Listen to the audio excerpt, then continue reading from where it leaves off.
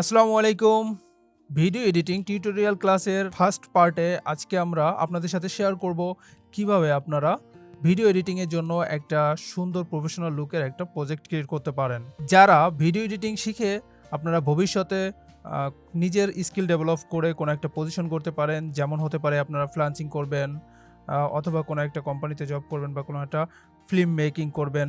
সেই ক্ষেত্রে আপনাদের এই ভিডিও এডিটিং ক্লাসগুলো খুবই প্রয়োজন হবে বলে আমি মনে করি। সো বন্ধুরা, আমি মনিরুল ইসলাম আছি আপনাদের সাথে। আপনারা দেখছেন technology support YouTube channel. So আর কথা বাড়াচ্ছি না, ভিডিওটি শুরু করা যাক। তবে ভিডিওটি শুরু করার পূর্বে আপনাদের কাছে অনুরোধ থাকবে ভিডিওতে একটি লাইক করে দিন এবং চ্যানেলটি সাবস্ক্রাইব করে আমাদের সাথেই থাকুন। Welcome back to our computer screen. তো প্রথমে আপনারা চলে যাবেন স্টার্ট মেনুতে যাওয়ার পরে আপনারা দেখবেন অ্যাডোবি প্রিমিয়ার প্রো সফটওয়্যারটি ওপেন করবেন।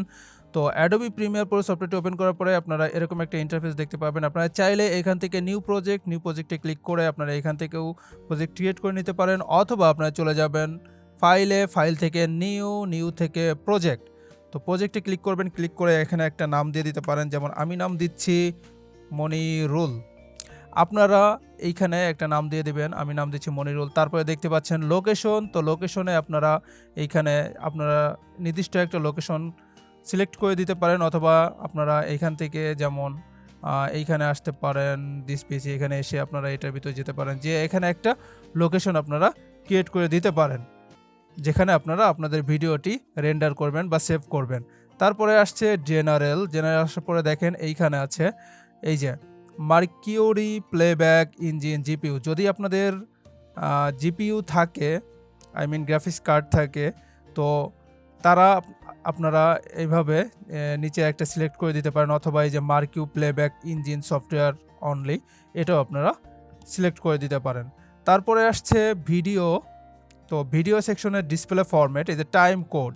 তো এইখানে যদি আপনারা টাইম কোডে সিলেক্ট করে দেন, তাহলে এইখানে আপনারা দেখতে পাবেন প্রথমে থাকবে ঘন্টা, তারপরে থাকবে মিনিট, তারপরে থাকবে সেকেন্ড, তারপরে থাকবে ফ্রেম। আপনারা যে কয় ফ্রেমে করতে পারেন।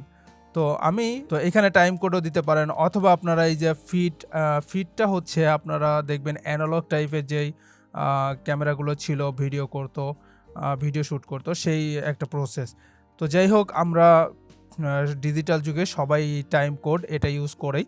তারপরে আসবেন অডিও সেকশনে দেখবেন ডিসপ্লে ফরম্যাট। তো এইখানে আপনারা অডিও স্যাম্পল রাখবেন, অথবা মাইল সেকেন্ড, এটা এখন রাখে না, আপনারা এই অডিও স্যাম্পলটা রেখে দেবেন, রেখে ক্লিক করবেন।